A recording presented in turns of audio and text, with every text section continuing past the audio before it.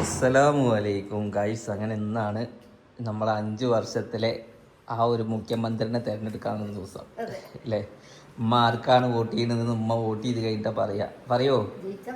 ജയിച്ചാലേ പറയുള്ളൂ, അതുവരെ ഉമ്മ പറയൂല എന്ന് പറഞ്ഞാൽ. അപ്പം എല്ലാവരും വോട്ട് ചെയ്യുക അല്ലേ? പുതിയ നിയമങ്ങളൊക്കെയാണ് വരുന്നത്. ആ ടൈമിൽ ഞാൻ വോട്ട് ചെയ്തിട്ടില്ല എന്നൊന്നും പറയാൻ നിൽക്കണ്ട, എല്ലാവരും പോയി വോട്ട് ചെയ്യുക. കാര്യമില്ല എന്നുണ്ടെങ്കിലും നമ്മൾ ചെയ്യേണ്ടത് നമ്മൾ ചെയ്യുക. കാര്യം ഉണ്ടാവട്ടെ നമ്മൾ ആഗ്രഹിക്കുന്നുണ്ട്. ഓക്കെ, അപ്പോൾ എന്തായാലും ഞങ്ങൾ രാവിലെ നേരത്തെ പോകണമെന്ന് വിചാരിച്ചാണ്. പക്ഷേ എല്ലാവരും ജോലിക്കാരും പണിക്കാരും ഒക്കെ ആവുകൊണ്ട് രാവിലെ നേരത്തെ നല്ല തിരക്കായിരുന്നു, അതുകൊണ്ട് രാവിലെ പോയില്ല.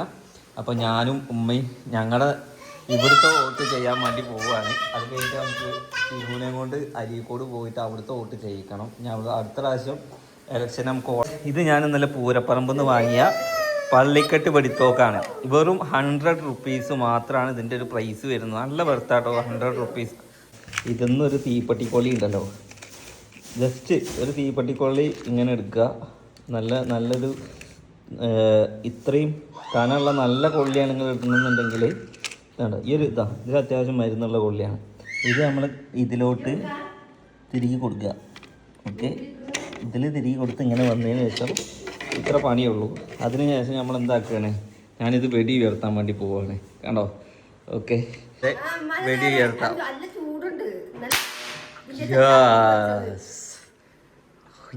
പുക വരുന്നുണ്ടല്ലേ? പറയാനുള്ള എന്താണെന്ന് വെച്ചാൽ ഇതിൻ്റെ ഉള്ളിൽ തീപ്പെട്ടിക്കൊള്ളി ഇട്ടാൽ മതി. അല്ലാതെ നമുക്ക് പടക്കം വാങ്ങിയിടലോ അങ്ങനത്തെ ഡേഞ്ചർ പരിപാടികളൊന്നുമില്ല. ഒരു തീപ്പെട്ടിക്കൊള്ളിൻ്റെ ആവശ്യമുള്ളൂ. ഒരു പൊട്ടിക്കൂടിന് എത്ര 2 റുപ്യ എന്തോണ്. അതുകൊണ്ട് നമുക്ക് കുറേ പടക്കം പൊട്ടിക്കാം, അതായത് പൂതി മാറോളം പൊട്ടിക്കാം. അപ്പോൾ അങ്ങനത്തെ ഒരു തോക്കാണത്. എന്നാലും എനിക്കിത് ഭയങ്കര ഇഷ്ടമായി. ഈ ഒരു തോക്ക് കൊണ്ട് ഞാൻ ഇവിടെ ഫുഡ് കഴിക്കല് കേട്ടോ. ഓക്കെ, അപ്പോൾ ഇതേപോലത്തെ തോക്ക് വേണമെങ്കിൽ വല്ല പൂരപ്പറമ്പിലും പോയിട്ട് വായിക്കോളി. എന്നാൽ നിങ്ങളുടെ മക്കളെ നമുക്ക് ചോറ് തിന്നാനാക്കാൻ പറ്റും. അതുകൊണ്ട് ഞാൻ എന്താക്കി, കുറച്ച് തീപ്പെട്ടിക്കൊള്ളിയുടെ കുറേ പെട്ടിയും പിന്നെ കൊള്ളിയും ഒരു തോക്കും ഇന്നലെ വാങ്ങിയിട്ടുണ്ട്. ഇനി നമുക്ക് അപ്പോൾ എന്തായാലും മാറ്റിക്കോട്ടോ. ഞങ്ങൾ വോട്ട് ചെയ്ത് വന്നാൽ ഉടനെ ഇറങ്ങിക്കോ കേട്ടോ. ഞാനും ഉമ്മി വോട്ട് ചെയ്യാൻ ഇറങ്ങി. വോട്ടിൻ്റെ പേപ്പറൊക്കെ എടുത്തില്ലേ? ഇനി കൈ മാറി കുത്തണ്ട കേട്ടോ. അതായത് കറക്റ്റ് ഒക്കെ ഒന്നൊന്ന് അങ്ങനെയല്ല, ചിഹ്നം മാറ്റി കുത്തണ്ടെന്നറിയാം. എന്നിട്ട് ഇവിടെ വന്നിട്ട് അജോ എന്ന് പറയും. ചിലപ്പോ കൊറേ വയസ്സായ ആൾക്കാരൊക്കെ ഉണ്ടാവും. അവിടുന്ന് പറഞ്ഞു കൊടുത്തിട്ട് ഇനി ഇവിടുന്ന് പറഞ്ഞു കൊടുക്കും. അതിലാണ് ആൾക്കാർക്ക് കൺഫ്യൂഷൻ വരിക. പിന്നെ 3ാമത്തേന്ന് 4ാമത്തേക്കാണ് കേട്ടോ. അടിയിന്ന് 3ാമത്തേക്കാണ്. എന്ത് അടിയിന്ന് 3ാമത് വെച്ചിരിക്കണ ഇവർക്ക്? ഇത് അറിയാത്ത ആൾക്കാർ ഇനിയിപ്പോ അടി നിന്ന് ഉണ്ടാവും. ചിലപ്പോ കണ്ണിന്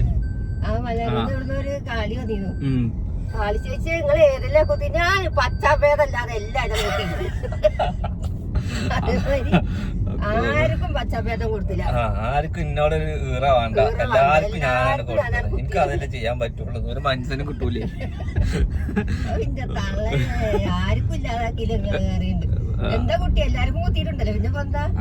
അത് ഒരു കണക്കിന് നല്ലതാണ്.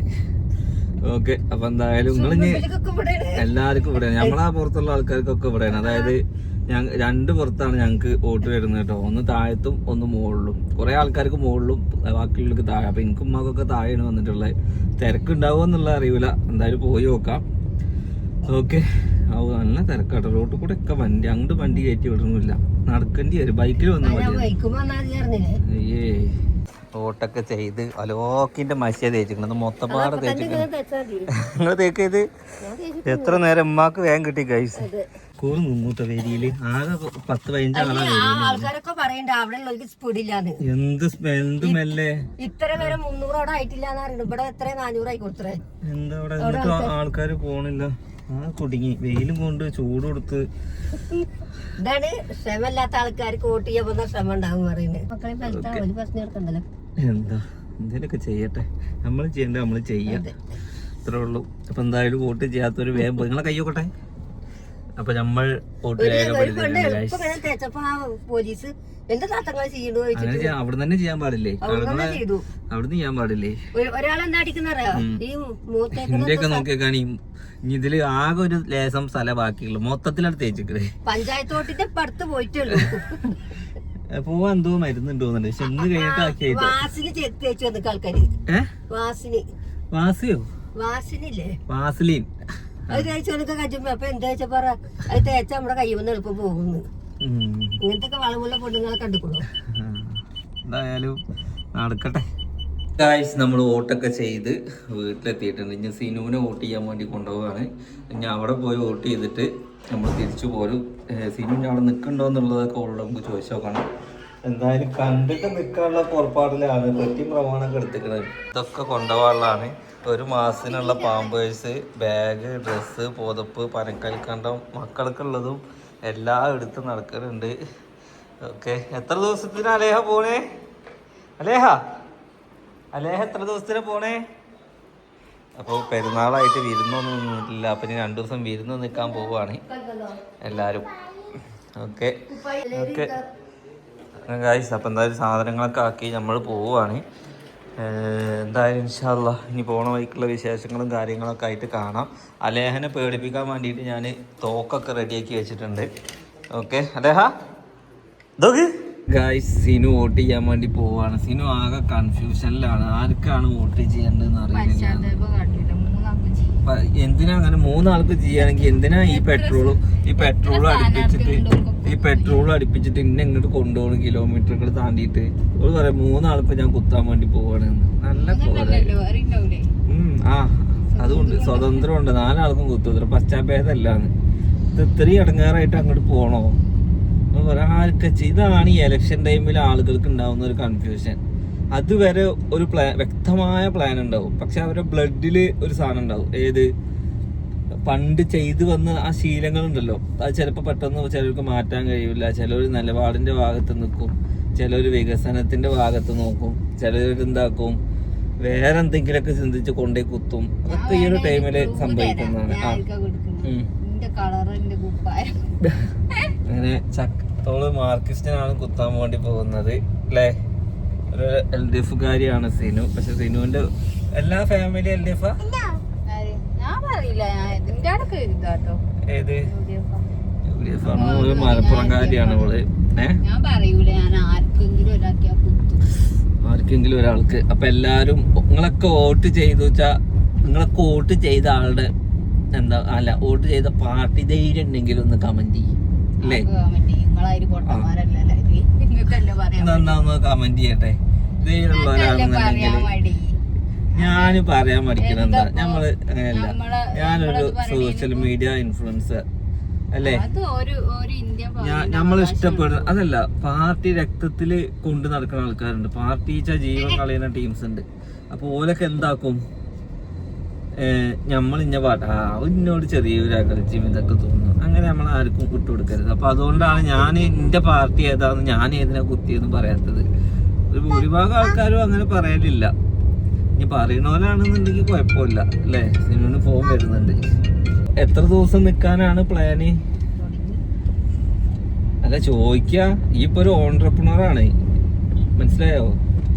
അടുത്ത തുഞ്ഞിന്റെ സ്റ്റോക്ക് എത്തിക്കണം. പറയാം ഞാൻ 10 ദിവസം പോയി നിൽക്കട്ടെ എന്ന്. നിൽക്കണോണ്ട് കുഴപ്പമൊന്നുമില്ല. സ്ഥാപനമൊക്കെ ഉള്ള പേരിലാണ് ഒക്കെ ഇതാക്കിയിട്ടുള്ളത്. അപ്പൊ പിന്നെ അതിനുള്ളൊരു ഉത്തരവാദിത്വം കാണിക്കുക കേട്ടോ. ഞാൻ ഇനി വേഗം കൊണ്ടുവരണേന് എന്നോട് വേറെ പിടിച്ചിട്ട് കാര്യമൊന്നുമില്ല. ഞാൻ എന്താ വെച്ചാൽ എനിക്കൊരു സാധനം ചെയ്ത് കഴിഞ്ഞാൽ അത് വിജയിപ്പിക്കണം.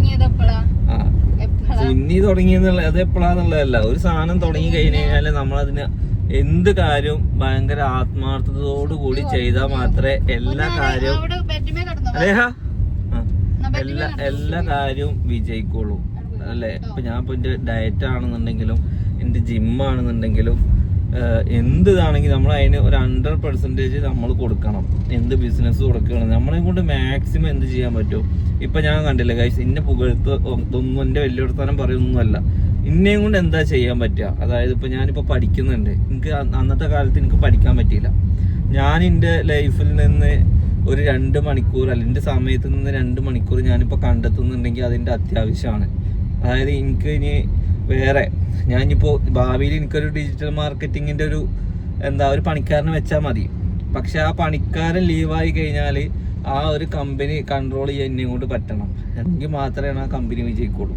കമ്പനി അല്ല എന്ത് കാര്യം. അതേകൊണ്ട് ഒരു ഹോട്ടൽ ഉടമ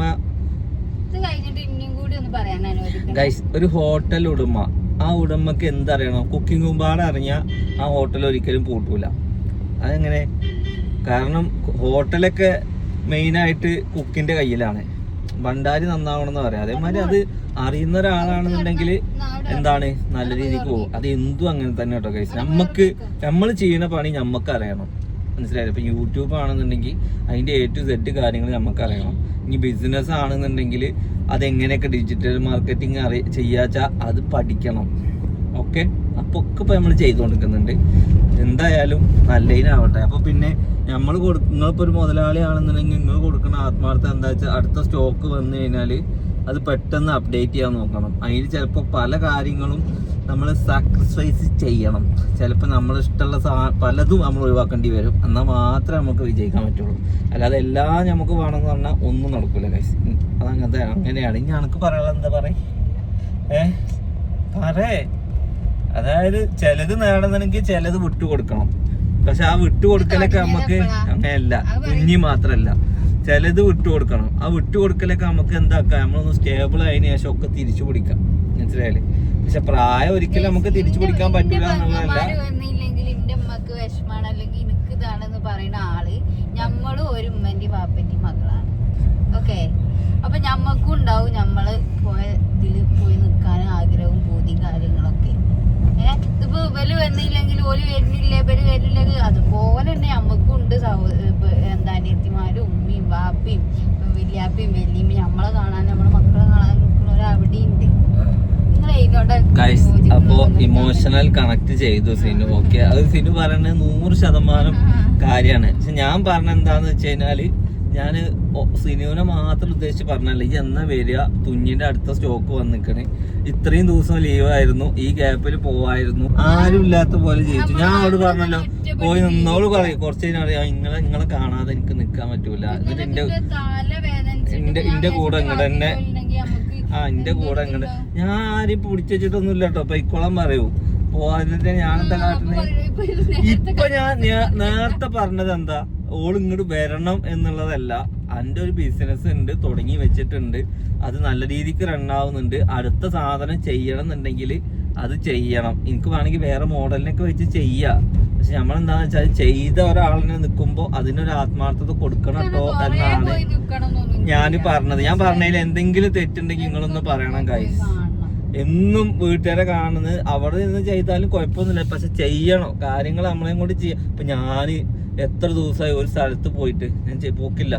എത്ര ദിവസമായി ഞാൻ എല്ലാവരും കഴിക്കണ പോലത്തെ നല്ല എന്താ എണ്ണയും പഞ്ചസാരയൊക്കെ കൂട്ടിയിട്ട് ഞാൻ ഫുഡ് കഴിച്ചിട്ട് 2.5 മാസത്തോളമായി. എല്ലാ ട്രിപ്പുകളും എല്ലാ യാത്രകളും ഒഴിവാക്കി ഞാൻ എനിക്കായിട്ട് കുറച്ച് സമയം മാറ്റി വെക്കുന്നുണ്ടെന്നുണ്ടെങ്കിൽ നമ്മൾ എന്താക്കുക, കൺസിസ്റ്റൻസിയാണ് ഗൈസ്. അതിൽ നമ്മൾ ഉറച്ചു നിൽക്കണം. മനസ്സിലായില്ലേ? അല്ലാതെ എന്റെ പെരക്കാരെ തള്ളി പറയണോ എന്ത് അതൊക്കെയായിട്ടുള്ള സമയം എന്ത് മാറ്റിയേക്കണ്ടേ?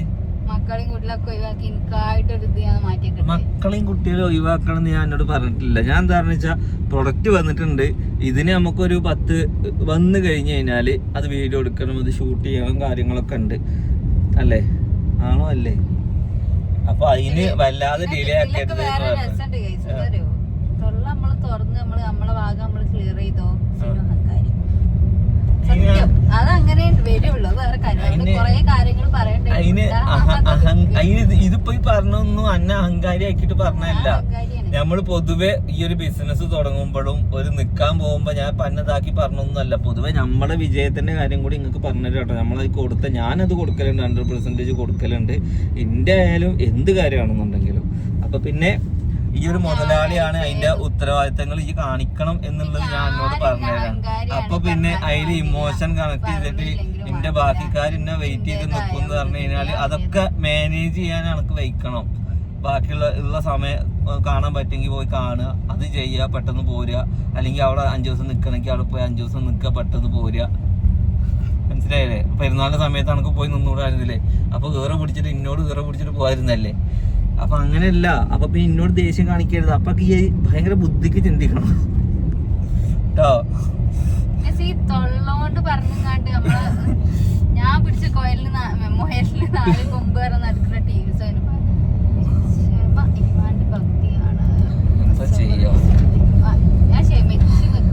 ഗൈസ്. അപ്പൊ എന്തായാലും തുന്നിയില് പുതിയ സ്റ്റോക്ക് വന്നിട്ടുണ്ട്. ഇൻഷാ അല്ലാഹ് കുറേ പേർക്ക് നമ്മുടെ സ്റ്റോക്കിൽ എന്താ വെച്ചാൽ XXL കിട്ടാത്ത വിഷമമായിരുന്നു. എന്നാൽ നിങ്ങളുടെ എല്ലാ വിഷമവും മാറ്റിയിട്ട് നിങ്ങൾക്കൊക്കെ ഉള്ള സൈസ് എത്തിയിട്ടുണ്ട് ഗൈസ്. അതും നമ്മുടെ ബ്ലാക്കിലും ലോങ്ങിലും പുതിയ മോഡൽസും എത്തിയിട്ടുണ്ട്. എന്തായാലും പഴയത് കിട്ടാത്ത ആൾക്കാർക്കുള്ള സാധനമാകും നമ്മൾ ആദ്യം റിലീസാക്കുക. ഇൻഷാ അല്ലാഹ് നാളെ അല്ലെങ്കിൽ മറ്റന്നാളോ അതിൻ്റെ വീഡിയോസ് ഞാൻ അയക്കുന്നതാവും. പ്രീ ബുക്കിംഗ് എടുക്കേണ്ടവർക്ക് പ്രീ ബുക്കിംഗ് എടുക്കുക, പെട്ടെന്ന് ഓർഡർ ആക്കുക. കാരണം എന്താണെന്ന് വെച്ച് കഴിഞ്ഞാൽ കുറച്ച് പീസേ ഉള്ളൂ, കുറച്ചല്ല അത്യാവശ്യം പീസ് ഉണ്ട്, പക്ഷെ കുറേ ഓർഡർ ഉണ്ട്. അതുകൊണ്ട് കിട്ടാതിരിക്കരുത്. പിന്നെ കിട്ടും, കാരണം നമ്മളിന്ന് സ്റ്റിച്ചിങ് ആവുകൊണ്ട് പക്ഷെ കുറച്ച് വൈകി പോകും. അതുകൊണ്ടാണ് പെട്ടെന്ന് ആവശ്യമുള്ളവർ പെട്ടെന്ന് ഓർഡർ ചെയ്യുക. ഓക്കെ, പിന്നെ പുതിയ മോഡലും വരുന്നുണ്ട്. ഓക്കെ, അപ്പോൾ എന്തായാലും വെബ്സൈറ്റിൻ്റെ കാര്യങ്ങളും റെഡി ആയിട്ടുണ്ട്. മൊത്തത്തിൽ എന്താണ് എല്ലാം ഒരു നല്ല ലെവലിൽ പോകുന്നുണ്ട്. ഇതാണ് ഇവിടെ അവിടെ മനസ്സിലാക്കുന്നതാണ് ഇതാ PK ബഷീർ, പിന്നെ ഇതാ LDF ഇയാള്. എനിക്ക് ഇത് പറയാം, മതിലുമുള്ള ആളെ കണ്ടിട്ടൊക്കെ പാവം തോന്നുകയാണ്. ഏതിനെ വോട്ട് കൊടുക്കുക, അവർക്ക് തോറ്റ് കഴിഞ്ഞാൽ വിഷമാവൂലേ? നല്ല ആൾക്കാരെ. എനിക്ക് സ്വന്തമായിട്ടൊരു നിലപാടൊന്നുമില്ല. മതിലും നോക്കിയൊക്കെ ചാരിട്ടാണ് ആ ചെങ്ങായി നിക്കണേ, അതിന് വോട്ട് കൊടുത്താല് പാവം. അതിന്റെ മുഖം കണ്ടിട്ട് പാവം തോന്നുന്നു. മുണ്ടെടുക്കുന്ന പാന്റ് എടുക്കാൻ പൈസ അല്ല, അതുകൊണ്ട് അയാൾക്ക് വോട്ട് കൊടുക്കാതെ എന്താ ചെയ്യാ? അതന്നെ. അപ്പൊ എന്തായാലും ഞങ്ങൾ ഇനി ഫുഡ് കഴിക്കട്ടെ. Okay, by.